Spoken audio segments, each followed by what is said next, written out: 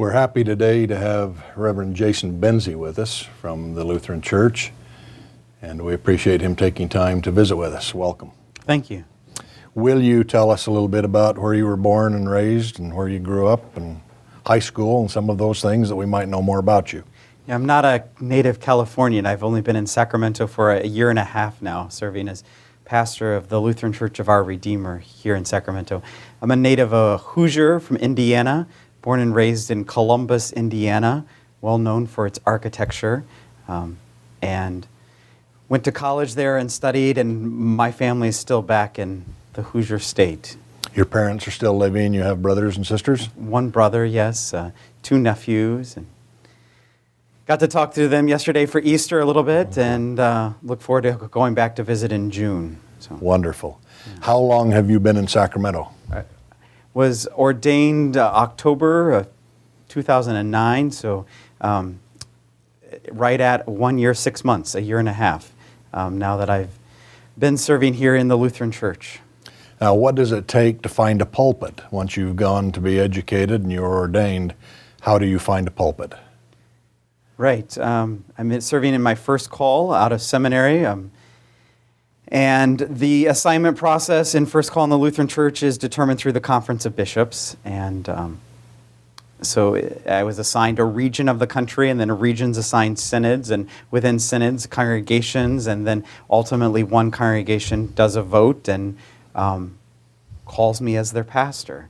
Hopefully God and the Holy Spirit are working through that process and the discernment of the people of God where I'm to be called and serve, and trust that it's God's will that I'm called to Sacramento, California.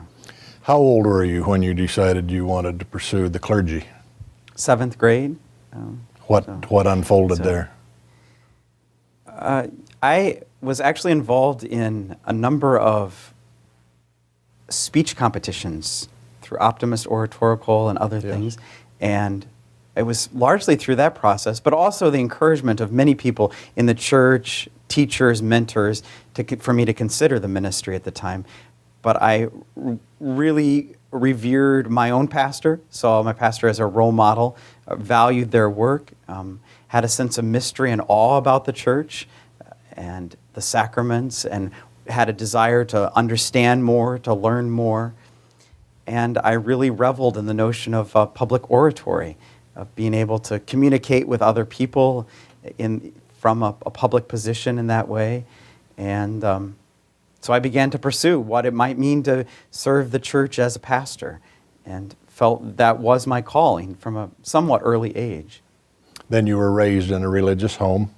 Indeed, yes. My family is still very active in the church, serving in almost any capacity of the Lutheran Church that they could. We mowed the lawn as a child, planted flowers regularly, sweep the floors, took breaks from summer vacation to serve as a camp counselor or wash desk in the church, whatever task I could find, or our family found opportunities to serve the church, we would.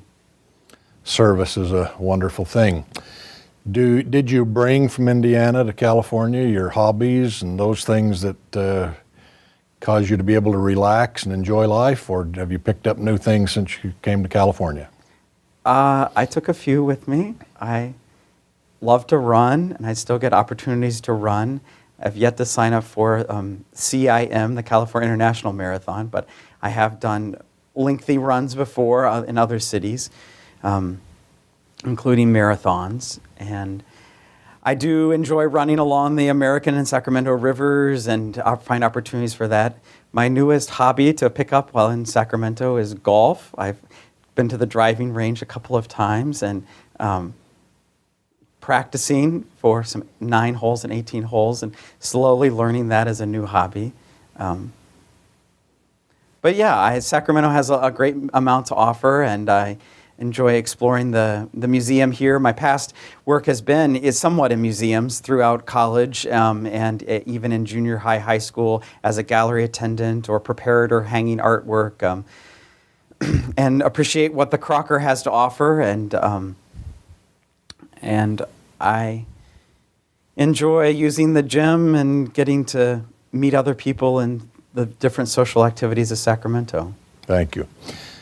Let me mention about golf. I took up golf when I was 12, and a neighbor man took myself and his son, who was my best friend, to learn to play golf. And the first day or two he said to me, "Now remember, you'll never master this game, no matter how hard you try. And it's imperative that you remain religious, even though you're a golfer." So I pass that advice along a little bit, that we do that. Now, what's entailed with being ordained and becoming a minister besides receiving the approval to do that and moving somewhere? Right. Well, of course, a major doctrine of Martin Luther and the Lutheran Church is the priesthood of all believers, and strongly believing from Luther's somewhat exaggerated teaching that anyone who's gone through the waters of holy baptism is already an ordained pope, priest, and bishop. He said that we became little Christ or Christians in our baptism, and so were called and fully commissioned in our baptism to proclaim the good news of Christ, to be ministers in the world by our baptism. The specific office of pastor or a calling to word and sacrament ministry is set aside for the sake of order in the church, so that the function of the church can be carried out, so that there is ministry that's effectively done on a regular basis, and that there's some oversight to the ministry. So there are fairly advanced steps in place for the sake of order and allowing for ministry to happen. We have a 4-year Master's of Divinity degree that's required after college. And with that, certification of the church through its candidacy committees, including clinical pastoral education, mostly in a hospital setting, field work, vicarage and internship assignments, and along the way, various encouragements or directions through the candidacy committees of the church. Part of that is psychological evaluations, a realization of one's gifts and abilities, recommendations of others in the church to really see where your calling is and understand how your gifts can best be utilized for the sake of the larger church. Word and Sacrament is one of those callings and is an ordained ministry for the sake of those sacraments to be rightly administered. Now, I've been to a worship service that you conducted, and I was pleased to be there. And your congregation appears to be pleased to have you there. They look to be a little older congregation. Would that be correct, or not necessarily? We have a variety of age range. We do have 7 confirmads, sort of in the teenage range there, and we range in age to folks in their 90s as well. We are located in the Carmichael area, which I understand is somewhat statistically grounded in being a more advanced elderly congregation of retired population. And I think in some ways we do reflect that demographic. We have a variety of ages. Definitely could be open more to the 20s and 30s age range, and that may be a priority for the larger mainline churches that's missing at this point, of how to reach that age gap of a younger population just out of college or forming their careers. It seems to be missing from the church, and would love to be able to find ways to connect with that generation. Does it seem to you that fewer parents are taking their children to church? We are not living in the heyday of the church of the 50s and 60s. It was a time when the culture supported the church and the church supported the culture. The church was at the center of the culture. And so to be a good citizen, you raised your children by ensuring they went to Sunday school regularly or attending worship. That is not the culture we live in, especially on the West Coast, and especially in 2011. Today, the church is on the outside of the culture. You're almost seen as odd or peculiar to be involved in the religion of the church in some fashion. I somewhat like being an outsider myself. I like to have that area to challenge the culture, but it definitely poses some challenges on how to maintain an institution that was at one time at the center of the culture. And I think part of that is a remaking of the institution, finding creative strategies and also flexibility for new ministry opportunities. What does your congregation focus on, would you say, as far as a religious group? Predominant focus of the congregation. We have been known in the community, and fairly our main vocal piece has been since 1988 a strong welcome to the gay, lesbian, bisexual, and transgender sexual minorities, and are known in the Lutheran Church for making advanced early steps to support sexual minorities in their ministry and life in the world. We also have major focus right now of doing social outreach and ministry. We have had multiple homeless outreach, made some kits to hand out, participated in the One Day to Prevent Homelessness in Sacramento.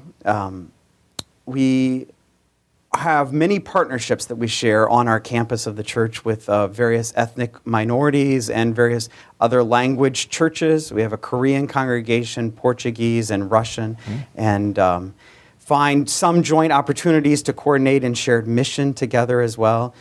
We utilize our space and feel an important part of our ministry of reaching out to various support groups, Alcoholics Anonymous, Narcotics Anonymous, Debtors Anonymous, Overeaters Anonymous are all regulars on our campus of which we support. We also partner with the Mission Oaks Park Department to offer a preschool ministry, and also partner with our neighbors, the Mission Avenue School, and definitely support public education, and early education of children is a priority of many in the congregation. We're hoping ahead, we're looking at some visions of community gardening and partnering with other Lutherans in the area, of already pioneers in that. And this summer beginning a 6-week pilot program of English as a second language and connecting with a large refugee population that is in our area. Now, I know that you're a chaplain at a hospital or hospitals, and you and I have talked in the past about giving service at the jails and those kinds of things. Can you address that a little further? Yeah, I volunteer as a chaplain through the Sutter system. The training through that allowed me, from my seminary education, to be certified in clinical pastoral education with a unit in that, and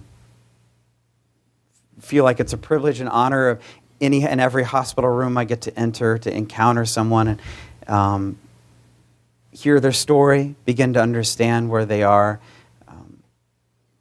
Just this morning, visiting with folks on the floor and realizing that we have a fairly vulnerable population in downtown Sacramento, transient, homeless population with a lot of chronic illnesses that are hard to treat when you don't have access to regular place to sleep and regular food or water to drink as much to take your medications.